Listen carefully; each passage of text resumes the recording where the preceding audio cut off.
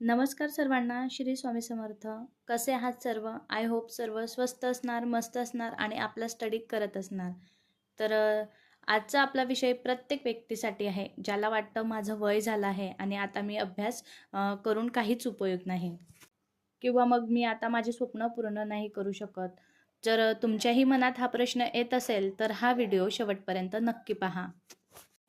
मला बऱ्याच मैत्रिणींचे मेसेज येत असतात, जसं मी कसं घर आणि अभ्यास मॅनेज करते, माझा डेली रुटीन काय आहे, किंवा मग मी सर्व गोष्टी मॅनेज करून अभ्यासाला कसा वेळ देते, सर्व गोष्टी व्यवस्थित होतात का माझ्याकडनं, असे काही कमेंट्स असतात मला. तर आज सर्व प्रश्नांची उत्तरं मी नक्कीच देणार आहे.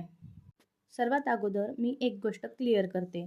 25 ते 30 किंवा 35 हे वय असणं म्हणजे आपले स्वप्न संपलं असं नाही.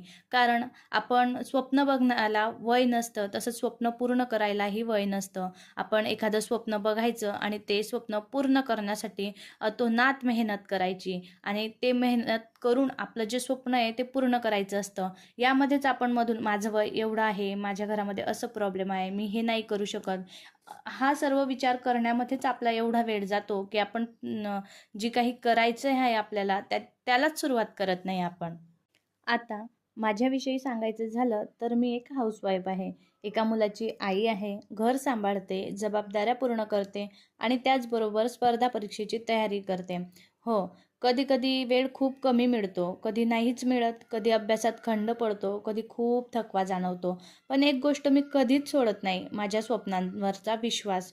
कारण मला माहिती आहे, जे स्वप्न मी बघितलं आहे, ते पूर्ण मला एक ना एक दिवस पूर्ण करायचंच आहे.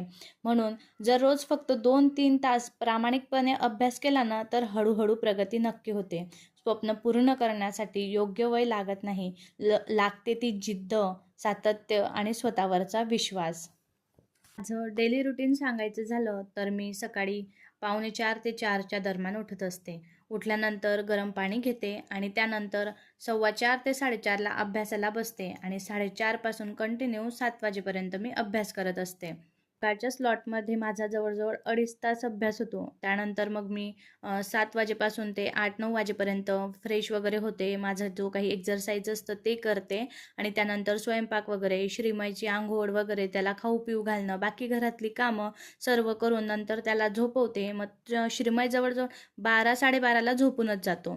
मग तो झोपला ना, तिथून मला 2 तास तरी मिळतातच, 2 किंवा 3. मग तेव्हा मी दुपारचे 2 किंवा 3 तास अभ्यास करत असते. परत संध्याकाळी सर्व आवरायचं, श्रीमयला खेळवायचं, थोडं बाहेर घेऊन जायचं. त्यानंतर मग रात्रीचा स्वयंपाक वगैरे आवरून सर्व आवरल्यानंतर मग रात्री परत मी 1 ते 2 तास अभ्यास करत असते आणि परत सकाळी माझं तेच रुटीन सुरू होतं. अशा प्रकारे माझं डेली स्टडी रुटीन आहे. आता यामध्ये मला तुम्हाला एक गोष्ट सांगायची आहे. तुम्ही सकाळी उठल्या-उठल्या लगेच अभ्यासाला बसा. म्हणजे तुमची मुलं जर मोठी असतील ना, तर तुम्ही 4 वाजेला, 3:30ला उठायला काहीच हरकत नाही. तुम्ही उठले ना, तर सर्वात आधी थोडं फ्रेश झाल्यानंतर आपल्या स्टडी टेबलवर बसा. कारण जर विचार केला ना, की आधी मी सर्व घरातली कामं आवरून घेते, त्यानंतर मस्त अभ्यास करेन, असं कधीच होत नाही. आपले घरातली कामं कधीच संपत नाही. त्यासाठी सर्वात आधी आपल्या स्टडी टेबलवर बसा. जो काही सकाळचा स्लॉट आहे, तो आधी कंप्लीट करा. सकाळी जर तुम्ही स्वतः अभ्यास केला ना आणि तुमचा स्टडी स्लॉट कंप्लीट झाला, तर तुम्हाला एक वेगळा आनंद मिळतो आणि तुम्ही मोटिवेट पण होतात. तुम्हाला असं वाटतं, ठीक आहे, मी काहीतरी केलं आणि मग तुम्हाला ऑटोमॅटिक असं म्हणजे दुपारी पण अभ्यास करण्यासाठी एक ऊर्जा मिळते. मग तुम्ही बरोबर तुमचं रुटीन फॉलो करत जातात. तर सर्वात आधी गोल्डन रूल हाच आहे, की सकाळी उठल्या-उठल्या सर्वात आधी आपण आपला अभ्यास केला पाहिजे. स्वप्न आपण बघितलं आहे तर ते पूर्ण करण्याची जबाबदारी पण आपलीच आहे. कारण रोज आपल्याला कोणी मोटिवेट नाही करणार, की बाबा कर तू, हे तू केलंच पाहिजे, असं तू केलंच पाहिजे. स्वप्न तुमचं आहे, निर्णय तुम्ही घेतला आहे, सक्सेस तुम्हाला व्हायचं आहे. मग यासाठी प्रयत्न पण करणं तुमचंच काम आहे. म्हणून सांगते, दररोज नवीन-नवीन मोटिवेशन घेणं, रोज YouTubeवर मोटिवेशनचे व्हिडिओज बघणं किंवा काहीतरी प्रेरणा घ्यायचं, असं करून काहीच होणार नाही. आपण स्वतःच आपली प्रेरणा बनायचं. त्याच्यानेच आपण आपली प्रगती करू शकतो. आणि मला तरी वाटतं 25 ते 30 किंवा 35 वय असणं हे खूप जास्त नाही. कारण आता आपण आधीपेक्षा खूप समजूतदार, मॅच्युअर झालेलो असतो. आपण आपला अभ्यास एकदम डेडिकेशनने करू शकतो. सर्व गोष्टी व्यवस्थित समजू शकतो आणि सर्व जबाबदारी आपल्याला कळतं, की आपण सर्व जबाबदारी पार पाडत आपला अभ्यास करत आहे. तर आपण तो अभ्यासही खूप छान करत असतो. म्हणून जास्त वय वगैरे याच्याकडे लक्ष न देता आपण आपलं स्वप्न पूर्ण कसं करू या गोष्टीकडे आपण जास्त लक्ष दिलं पाहिजे. 25 ते 30 किंवा 35 त्याहून अधिक वयाचे असाल तर स्वतःला कधीही कमी समजू नका.